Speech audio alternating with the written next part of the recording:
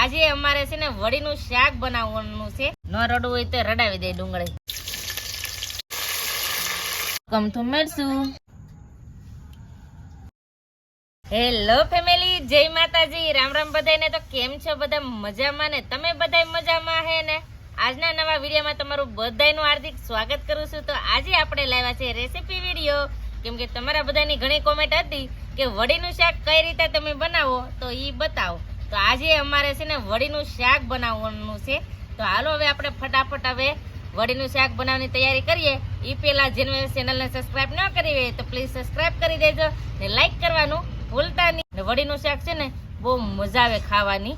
એટલે તમે છે ને ગાંઠિયાનું શાક ખાવ ને એના કરતાં તમને છે ને વડીનું શાક બહુ મસ્તનું બને ને એ ખાવાની પણ બહુ મજા આવે, કેમ કે રસીલું મસ્ત મજાનો ઘાટો રસો ને મસ્ત મજાનું વડીનું શાક બને. તો આજે છે ને આપણે વડીનું શાક બનાવવાની તૈયારી કરીએ. તો પહેલાં તો છે ને મેં લઈ લીધી છે ડુંગળી અને લીલા ધાણા અને મસ્ત મજાના ટમેટા. તો જો ટમેટાને એવું બધું લઈ લીધું છે. તો ટમેટાને એવા છે ને હવે આપણે સુધારવાનું છે. તો ફટાફટ પહેલાં છે ને ટમેટા સુધારી નાખીએ. તો ટમેટાને તો આપણે છે ને ઝીણા ઝીણી કરશું કરવાની છે, ઝીણા ઝીણા સુધારવાના છે.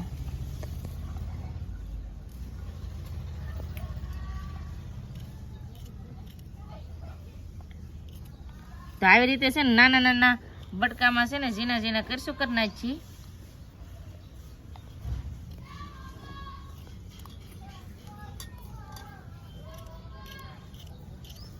તો જો સરસ મજાના ટમેટા સુધારી નાખ્યા. તો ફટાફટ હવે છે ને ડુંગળી સુધારી નાખીએ.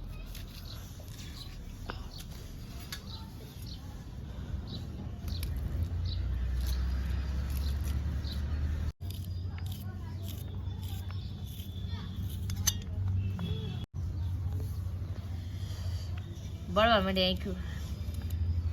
ડુંગળી કેટલી તીખી આવે. ન રડવું હોય તો રડાવી દે ડુંગળી. ડુંગળી ટમેટા જો સુધારી નાખ્યા છે અને હવે આપણે સુધારવાના છે લીલી કોથમરી.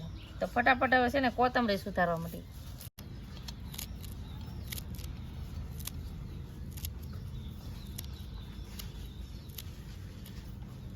ડુંગળી ટમેટા અને કોથમરી તો બધું જો સુધારીને કમ્પ્લીટ કરી નાખ્યું છે. તો હવે છે મેન કામ, એટલે વડી બનાવવાનું. કઈ રીતની વડીનો લોટ બાંધવાનો, તો એવી રીતનો છે ને હવે આપણે જઈએ હવે રસોડામાં ને ફટાફટ હવે વડીનું શાક બનાવવાની તૈયારી શરૂઆત કરી દઈએ. ચાલો જઈએ ફટાફટ રસોડામાં. હવે છે ને વડીનું શાક બનાવવાની શરૂઆત કરીએ દેશી ચૂલા ઉપર. અમારે છે ને દેશી ચૂલા ઉપર જ બધું બનાવવાનું હોય. તો આપણે શાક બનાવવાની શરૂઆત કરી દઈએ.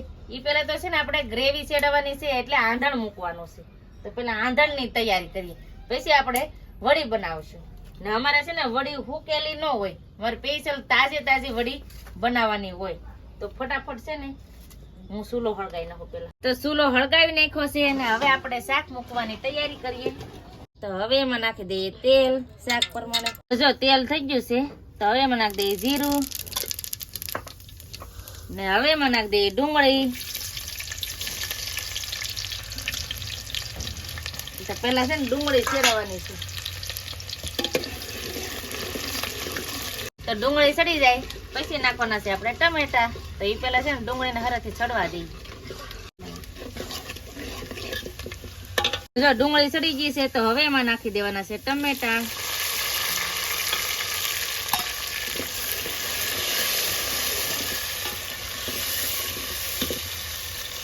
થોડીક નાખી દઈએ હળદર. હવે એમાં નાખી દઈએ સ્વાદ અનુસાર મીઠું.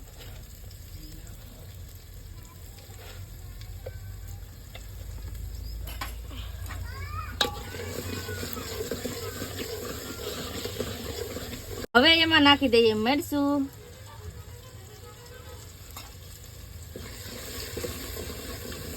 તો જેવી રીતે તીખું ખાતા હોય એ રીતે નાખવાનું. પછી હવે એમાં નાખી દેવાનો છે 1.5 થી 2 કળશા પાણી. તો હવે જો આંધણ મૂકી દીધું છે. તો હવે આપણે બનાવવાનું છે વડી. એટલે કઈ રીતની વડી બનાવવાની છે, કઈ રીતનો લોટ બાંધવાનો છે એ પણ તમને હવે આગળ હવે જણાવી દઉં. તો પહેલા તો છે ને આપણે તપેલી નાની એવી લેવાની ને એમાં નાખી દેવાનું પાણી. પાણી નાખી ને આપણે જેટલું મીઠું નાખવાની હોય ને એટલું આપણે મીઠું ઓગાળી લેવાનું પહેલા. જાડું મીઠું હોય એટલે ઓગાળવું પડે. જો તમારે ઝીણું હોય તો ફટાફટ ઓગળી જાય. પણ જેવી રીતના આપણે સ્વાદ અનુસાર મીઠું નાખી દેવાનું. તો મીઠું થોડુંક નાખી દીધું છે અને ઓગાળી પણ લીધું છે. ને હવે આપણે એમાં નાખવાનું છે હળદર. હળદર નાખી દેવાની. ને પછી નાખવાનું થોડુંક અમથું જીરું. પછી એમાં નાખી દેવાનું થોડુંક અમથું મરચું. પછી હવે આપણે નાખી દેવાનો છે ચણાનો લોટ.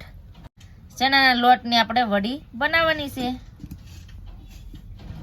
તો જેટલી આપણે વડી પાડવાની હોય એટલો આપણે લોટ ને એવું બધું નાખી ને મિક્સ કરી નાખવાનો. લોટ બાંધી દેવાનો. સેજ અમથું જ પાણી નાખવાનું છે. ન ઢીલો ન જાડો એવી રીતે છે ને લોટ બાંધી લેવાનો.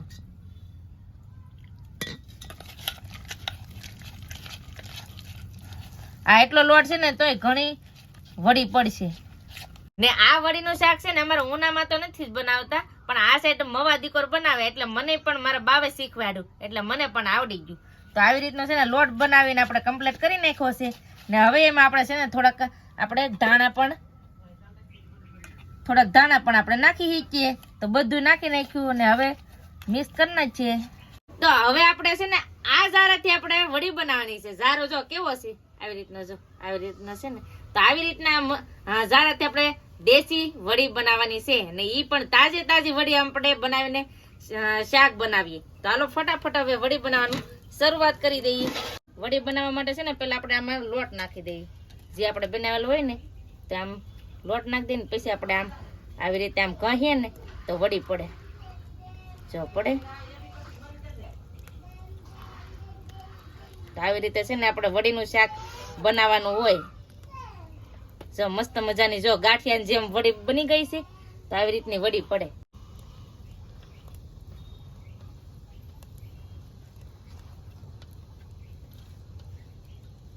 આવી રીતે ઘરે ટ્રાય કરજો વડીનું શાક બનાવવાની. તમને બહુ જ મજા આવશે ખાવાની. પણ વડી બનાવીને કમ્પ્લીટ કરી નાખી છે.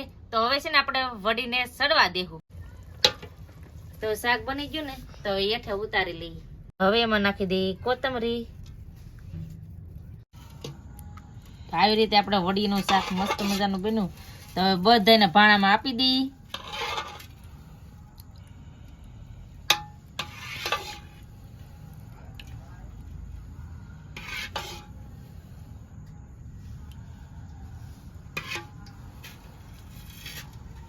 તો બધાને ભાણામાં આપી દીધું છે. તો વાળું પાણી કરી લઈએ. તો આવો બધા તમે વાળું પાણી કરવા. તો હવે સંદીપ શાકીને કહે કેવું લાગે. તો ફેમિલી આ મસ્ત મજાનું શેણાના લોટની વડીનું શાક બનાવ્યું છે દઈએ. તો હવે ટેસ્ટિંગ કરીને આવો તમે બધા વાળું કરવા. તો હવે ખાઈ વડીનું શાક.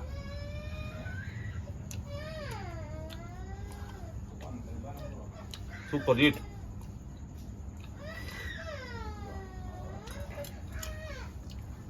ટમેટા છે, ડુંગળી છે, મસ્ત ટેસ્ટ આવે છે સારો.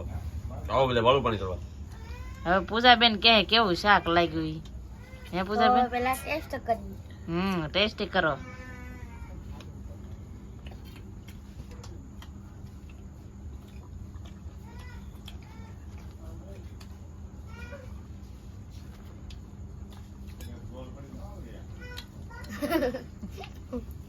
કેવું લાગે? સારું લાગ્યું કે મસ્ત બન્યો.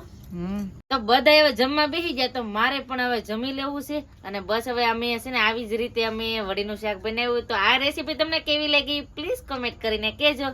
અને પાછી ખેલે કઈ રેસીપી બનાવી એ પણ તમે કોમેન્ટ કરીને કહેજો. તો બસ હવે આપણે આજનો વિડીયો છે ને અહીંયા એન્ડ કરી દઈશું. અહીં સુધી અમારો વિડીયો જોવા માટે તમારો બધાનો ખૂબ ખૂબ આભાર. તો આશા છે કે આજનો વ્લોગ તમને ગમ્યો છે. અને ગમ્યો હોય તો લાઈક કરજો, શેર કરજો. ચેનલમાં પહેલી વાર હોય તો પ્લીઝ સબસ્ક્રાઇબ કરી દેજો. તો આવતીકાલ મળશું નવા બ્લોગ સાથે, નવા ઉમંગ સાથે, નવા જોશ સાથે. ત્યાં સુધી જય માતાજી, રામ રામ બધાને. આવજો, બાય બાય, ટાટા.